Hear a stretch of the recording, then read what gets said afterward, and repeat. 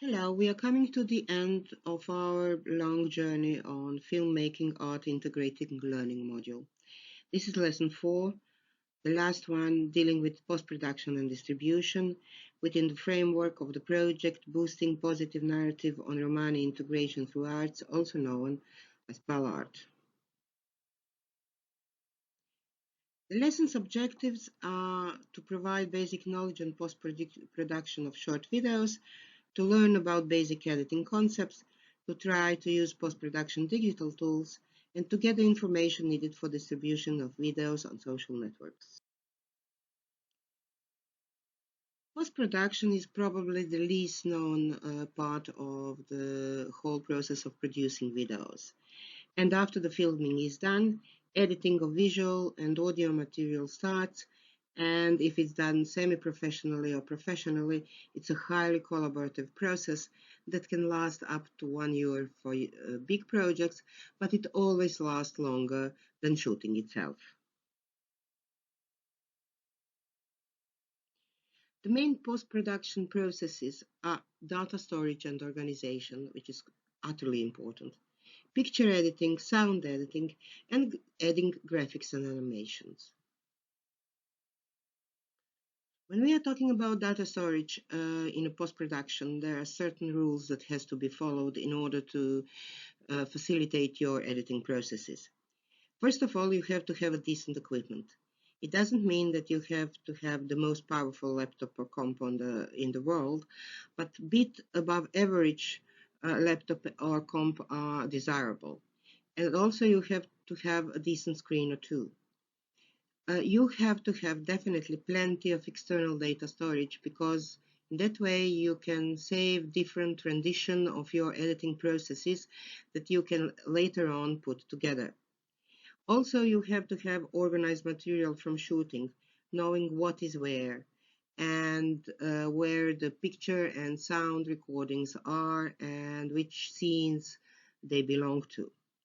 Also, you will need one or more apps for editing, and it's very good idea to keep all the apps and material on its own partition of your laptop or comp. If you don't know how to do it, ask somebody who can do it, and that partition is reserved only for your post-production processes. Nothing else is going there. And also take care of yourself. So sit comfortably in a semi-darkened room because that's the best for the first step in your post-production is picture editing. You can do it by yourself or you can ask professionals to do it for you. However you are going to do it, the steps are always the same. First, you are going to read script for short video to get a feeling of the video, to get familiarized with the video, to know what's going on. The second step is to talk with the director and camera person to get their inputs, to get their ideas how the video should look like.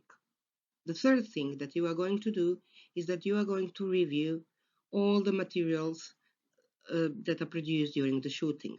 If you have 3 to 5 minutes long video, probably you will have 15 to 20, even more minutes of material that you have to review. It also means that most of the materials that you are going to review are actually not getting into the final version. When you do all that, you start to do the edit decision list. That means that you are taking shoots or part of the shoots in the coherent sequence that will produce a narrative that will be understandable and interesting to future viewers. Also, during that process, you can have alternatives. So you can save different renditions of your work, either the whole video or just the part of it. After that, you will sit down with the director and together with him or her do all the necessary changes. The process of changing and fine-tuning the video can last longer than edit decision list production. So basically, after that is finished, you have the final cut of your video when it comes to the picture. You can do it in different apps. There are more than 200 apps for amateur editing, but we strongly recommend to use Adobe Premiere, Avid, Final Cut Pro, or DaVinci as your applications for editing because they are a professional one. You can get free trial for 30 days, which should be enough to do your picture editing. And also, they are much more stable and they offer you more opportunities. Why the stability is important? If you have the app that is crashing all the time, you will have to do your work again and again.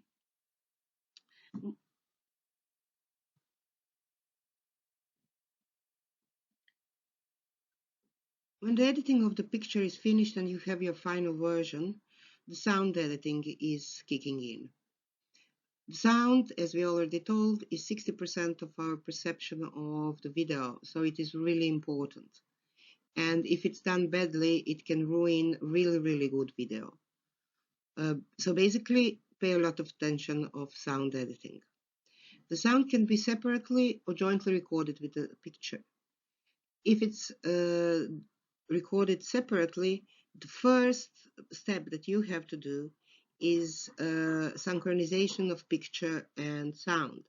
It basically mean that in the app, usually DaVinci, which is the best, you match your picture with your sound in a way that is natural. So basically, you really, really pay attention that the sound is not behind or before the picture, that your protagonists are moving lips according to the sound. When that is done, you have to think about the adjustment of volume of the sound according to the type of the video. That means that different types of video have sound that is adjusted at different volumes. If you have a lot of action, it can be probably louder. If you have a more intimate video, then the sound would be quieter. Also, it is very important that in different shoots you have the similar level of sound. So that means that you don't have shoots that are overly loud and that it looks like somebody's shouting when that's not necessarily. And then in the next part of the video you have a sound which is not audible. When you deal with your sound, the basic sound of interviews or singing or whatever, you can add music to your video to make it more interesting and more emotionally appealing. While you are doing that, you should be aware that there is a concept of copyright. So you just can't go to the internet and download any music you feel like. You have to check whether it's copyrighted protected. If you don't want to check for each piece of music whether it's copyrighted protected or not, you can go to the free libraries where you have a free music and there you can download whatever you want. So basically, instead of trying to find an agency that are in charge of copyrights for certain musicians, and then negotiating with them the payment or the release of payment, just go for the free music. There are loads of it, and a lot of it is really good. When you deal with the music, you can add special effects if they are needed. And you can do it through the free library of sound effects. There are 4 or 5 really good libraries that you can choose your sound effects from, and then you just add them in the app. Also, like with everything, don't overdo it. Don't put all different sound effects that really don't belong to your video, because if you put too much of them, they are just as irritating as if there are none.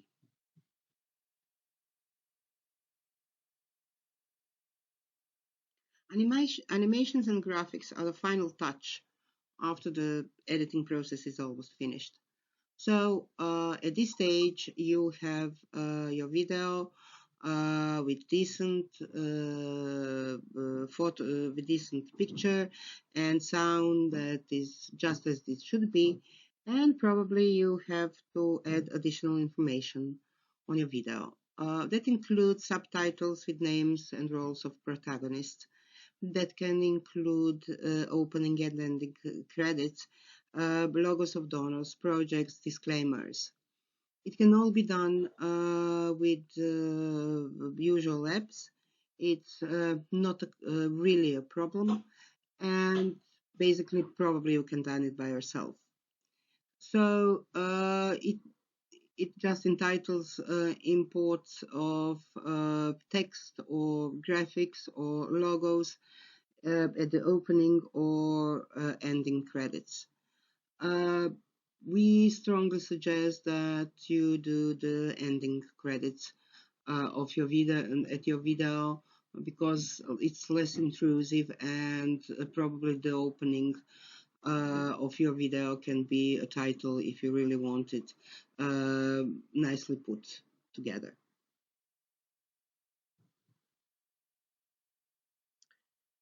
At the end of the post-production, we have a decent video along between 3 and 5 minutes on the Roma issues that is ready to be presented to the world.